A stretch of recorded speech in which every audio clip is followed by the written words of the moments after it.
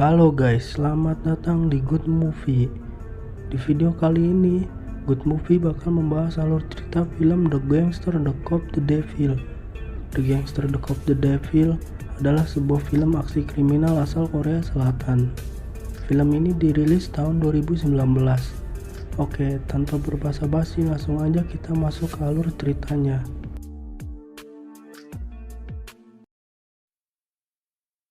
Di awal film diperlihatkan tokoh utama kita seorang pria yang hobi membunuh, atau bisa disebut psikopat, sedang mengelilingi kota untuk mencari mangsa.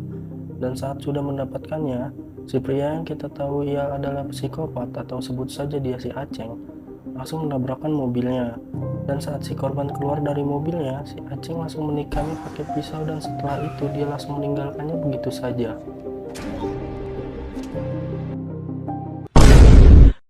Dan inilah dia, The Gangster, The Cop, The Devil.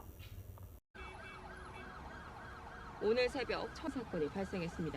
택지개발지구 안에서 또 다른 일대에서 Selanjutnya kita akan diperlihatkan dengan sosok peran utama kedua kita, yaitu si polisi. Ini dia orangnya, dimana dia terlihat sedang masuk tempat judi ilegal. Tempat tersebut milik seorang bos gangster paling berbahaya di kota tersebut. Selanjutnya kita akan diperlihatkan dengan sosok peran utama ketiga kita, yaitu Ma Dong-seok, panggil saja Don Lee. Ini dia orangnya, dimana dia adalah bos gangster yang paling ditakuti di kota tersebut. Don Lee yang sedang melatih memukul samsaknya yang tak diduga-duga, ternyata samsak itu berisikan orang di dalamnya. Dan ternyata orang yang ada di dalam samsak tersebut adalah salah satu anggota dari kelompok gangster saingannya. Kemudian si Don Lee pun mendapat kabar bahwa si polisi sedang membuat kekacauan di tempat perjudiannya. Dengan cepat, dia pun langsung menelpon atasan dari sang polisi tersebut agar segera menghentikan semua kekacauan yang telah dilakukan oleh anak buahnya.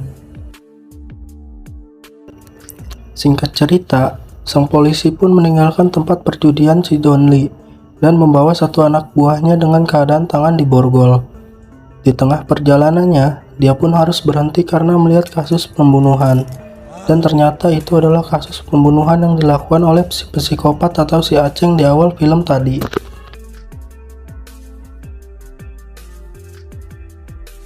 Langsung saja sang polisi itu mengecek semua kondisi korban. Ternyata si polisi tersebut memiliki otak yang cerdas, di mana dia bisa tahu bahwa sebelum terjadinya pembunuhan tersebut, pelaku menabrakkan mobilnya terlebih dahulu. Karena terlihat pada bagian belakang mobil korban yang lecet seperti bekas tabrak.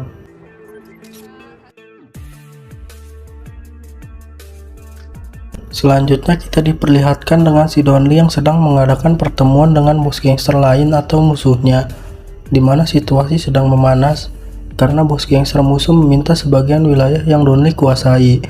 Di tengah-tengah panasnya situasi, anak buah Don Lee pun berkata pada bos gangster musuh agar bicara sopan terhadap bosnya atau si Don Lee. Dan dilanjutkan dengan bos gangster yang menyiram anak buah Don Lee tersebut. Karena para anak buahnya sudah tidak sopan di depan para bos, si Don Lee pun langsung bangun dan menghajar anak buahnya sendiri. Dan dilanjutkan dengan mencabut gigi anak buah bos gangster saingannya dan memasukkan gigi tersebut ke dalam gelas. Dan menyuruh si bos gangster untuk meminumnya. Setelah pertemuan dengan rivalnya tersebut, Don Lee pun menyuruh anak buahnya agar naik mobil yang lain karena dia ingin menyetir mobilnya sendiri. Di dalam perjalanan, di tengah-tengah guyuran hujan, tiba-tiba mobil yang dikendarai Don Lee ditabrak dari belakang. Dan ternyata yang menabrak mobilnya adalah si psikopat atau si Aceng yang di awal film tadi. Dan ya, si Aceng pun tiba-tiba langsung menikam si Don Lee. Dan terjadilah perkelahian antara psikopat melawan bos gangster paling tangguh di kota tersebut. Tak disangka-sangka, si Aceng pun kaget melihat korbannya kali ini yang mampu bertahan dan malah menyerang balik dirinya. Karena si Aceng merasa salah memilih korbannya, dia pun langsung memilih kabur.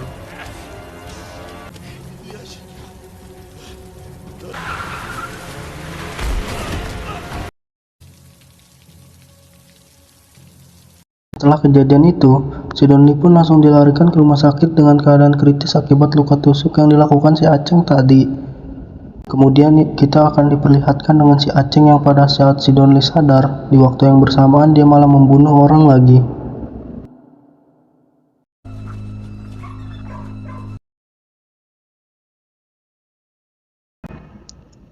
Keesokan harinya si polisi pun langsung menemui si Donly untuk menanyakan tentang kejadian semalam yang menimpanya. Si Donly pun sengaja tidak memberitahu ciri-ciri pelaku agar dia bisa mencarinya sendiri dan bisa membalaskan dendam apa yang sudah diperbuat si Aceng kepadanya. Dan terjadilah persaingan antara si Donly dengan si polisi, di mana mereka saling bersaing untuk membuktikan siapa yang paling cepat untuk menangkap psikopat atau si Aceng tersebut. Diam-diam si polisi pun mengecek mobil si Donly dan dia pun melihat ada lecet di bagian belakang mobil si Donly yang mengingatkannya pada kejadian pembunuhan sebelumnya dan membuatnya yakin bahwa pelaku yang menyerang si Donly adalah pelaku yang sama pada kasus-kasus pembunuhan yang terjadi selama ini. Lagi-lagi kita diperlihatkan dengan si Aceng yang membunuh supir truk yang sedang menelpon keluarganya dengan alasan yang tidak jelas. Setelah itu dia langsung mencuri mobil truk tersebut. Di tengah perjalanannya, dia tak sengaja menjatuhkan pisaunya ke pinggir jalan. Di sisi lain, kita diperlihatkan kepada anak buah si Donly yang sedang melaporkan bahwa dia berhasil menemukan mobil si Aceng yang biasa dipakainya untuk memangsa para korbannya. Tak hanya itu, anak buahnya pun menemukan pisau milik si Aceng yang biasa digunakan si Aceng untuk membunuh korbannya. Namun, karena tak memiliki koneksi ahli forensik, akhirnya si Donly pun menghubungi si polisi dan mengajaknya agar bisa bekerja sama. Dan mereka pun sepakat untuk membantu satu sama lain. Namun, tetap ada persaingan di antara mereka. Siapa yang paling cepat menangkap si Aceng, dialah yang berhak menghukumnya. Lalu si Donly pun mengeluarkan uangnya dan mengerahkan semua anak buahnya. Di sisi lain, si polisi dan rekannya sedang mengecek mobil si Aceng berharap pada petunjuk yang ia dapat. Kemudian, si Donly pun menyuruh anak buahnya untuk membunuh bos gangster musuh menggunakan pisau si Aceng yang ia dapatkan tadi. Dengan pisau milik si Aceng tadi, semua orang bakal mengira bahwa yang membunuh si bos gangster musuh adalah si Aceng. Sungguh sangat pintar si Donly ini. Kemudian si polisi pun mendapat telepon dari temannya yang merupakan ahli forensik memberitahu bahwa pisau yang digunakan semalam merupakan pisau yang sama dengan yang digunakan si Aceng karena terdapat darah para korban sebelumnya. Mengetahui bahwa ini adalah perbuatan si Donly, si polisi pun bergegas menemuinya dan terjadilah aksi baku hantam di antara keduanya. Karena si polisi masih butuh bantuan si Donly, akhirnya dia pun memilih untuk menutupi kasus semalam dan fokus untuk menangkap si Aceng. Singkat cerita, si Donly bersama anak buahnya pun menghadiri upacara kematian bos gangster saingannya itu. Dan di saat dia sedang duduk, ternyata ada si Aceng yang sedari tadi memperhatikannya. Lalu si Aceng pun menghampiri ajudan bos gangster saingannya untuk memberikan sebuah kertas yang berisikan, "Seseorang telah menggunakan pisauku untuk membunuh bosmu."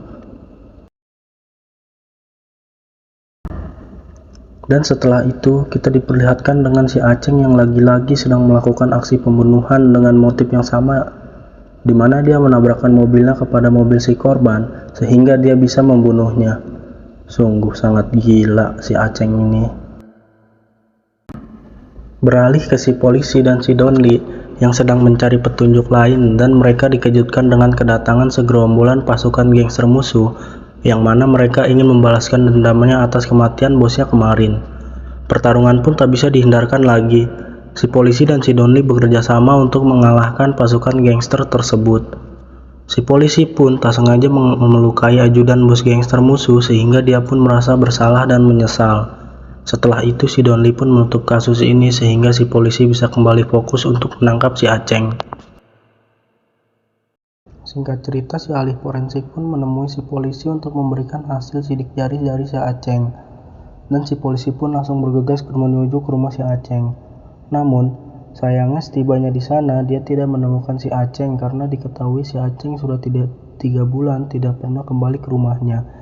Si polisi pun hanya menemukan sebuah foto yang dimana di saat si polisi menyamakan foto tersebut dengan sketsa si bos gangster, dia pun berhasil tahu wajah si Aceng. Dan dengan cepat si polisi pun memberitahu si Donly bahwa dia sudah mengetahui identitas si Aceng. Si polisi pun meminta si Donly agar mengumpulkan anak buahnya agar bisa menemukan si Aceng. Mereka pun berkumpul untuk memperluas pencarian. Dengan bukti foto yang ditemukan si polisi, semua pasukan si Donly pun dikerahkan untuk mencari si psikopat dan tersebar di sebuah wilayah di kota tersebut. Singkat cerita, saat si Donly sedang berada di luar, di situ ada seorang siswi yang sedang menunggu bus untuk pulang. Merasa kasihan melihat siswi itu kehujanan, si Donly pun meminjamkan payungnya untuk si siswi agar seragam dan tas miliknya tidak basah terkena air hujan. Tidak lama bis pun datang dan si siswi itu langsung naik ke dalam bus. Dan tidak disangka-sangka, ternyata ada si Aceng yang sedang duduk manis di dalam bis yang dinaiki siswi tersebut. Dan di saat mereka sedang makan malam dan minum-minum, mereka dikejutkan dengan kabar berita yang memberitakan bahwa ada kasus pembunuhan yang dimana korbannya adalah siswi sekolah yang tadi si Donly meminjamkan payung untuknya. Dengan cepat, si polisi dan si Donly pun langsung mencari si Aceng. Dan setelah mencari di setiap sudut kota, akhirnya anak buah Donly pun menemukan motel tempat si Aceng bersembunyi selama ini. Dan di saat kemunculannya, si polisi pun langsung mengejarnya menggunakan mobil, disusul dengan si Donly yang mengakibatkan terjadinya tabrakan antara mereka bertiga. Dan sialnya lagi, si Aceng pun berhasil lolos. Lalu terjadilah pengejaran yang dimana di saat si anak buah Donly berhasil menemukan si Aceng, dia pun malah mendapatkan serangan dan luka tusuk yang sangat parah hingga dirinya menjadi sekarat. Si Donly pun terpaksa meninggalkan anak buahnya demi mengejar dan menangkap si Aceng. Si Donly pun sampai di tempat karaoke, di mana dia mempunyai firasat bahwa si Aceng bersembunyi di dalam toilet. Si Donly pun tanpa basa-basi langsung mendobrak pintu tersebut yang membuat si Aceng tertindih. Dengan penuh emosi, si Donly pun menghantam wajah si Aceng dan menyeretnya untuk dibawa ke markasnya untuk menghukum si Aceng akibat sudah berani macam-macam dengan bos gangster yang paling berbahaya. Dan di saat si Donly ingin membunuh si Aceng menggunakan golok, tiba-tiba si polisi pun datang membawa mobil dan langsung menabrakkan si Donly menggunakan mobilnya sehingga si Donly pun pingsan. Lalu si polisi pun membawa si Aceng untuk diadili sesuai hukum yang berlaku. Beberapa minggu setelah si Aceng pulih, dia pun diinterogasi untuk mencari tahu motif apa yang membuat dia bisa membunuh semua korbannya. Di mana si Aceng ini ternyata adalah korban dari kekerasan sang ayah sewaktu kecil yang sering menyiksanya. Sehingga si Aceng pun merasa saat membunuh korbannya, dia merasa itu adalah sebuah terapi jiwa untuk menghilangkan semua mimpi buruknya atas apa yang dialami sewaktu dia kecil. Singkat cerita, kita diperlihatkan kepada sebuah ruang sidang, dan di dalam ruangan sidang itu pun si Aceng beralasan sangat baik dan sangat pintar, sehingga semua bukti yang mengarah padanya seolah tidak ada apa-apanya. Ditambah sang pengacaranya yang membela si Aceng yang jelas-jelas psikopat tersebut. Setelah tak ada lagi bukti yang bisa memberatkan si Aceng bahwa dia bersalah, muncullah si Donly, di mana dia memutuskan untuk bersaksi sebagaimana kesepakatannya dengan si polisi sebelumnya. Si Donly pun langsung membuka bajunya dan memperlihatkan bekas luka tusuk yang tidak lain itu adalah perbuatannya si Aceng. Dan dia pun bersaksi bahwa dia pernah menusuk si Aceng di bagian dadanya dan terbukti itu benar. Tak hanya itu, si Donly pun memperlihatkan sebuah kertas yang ditulis oleh si Aceng sendiri, sehingga bukti itu bisa memberatkan kasusnya si Aceng. Namun, ternyata diam-diam si Donly punya kesepakatan dengan si polisi, bahwa dia mau bersaksi asalkan si Donly bisa masuk ke penjara yang sama dengan si Aceng. Dan betul saja, kita diperlihatkan dengan kedatangan si Donly ke penjara yang sama dengan si Aceng. Setelah perlakuan keji si Aceng, sekarang saatnya dia merasakan pahitnya hidup, di mana dia akan terus disiksa oleh si Donly. Tamat.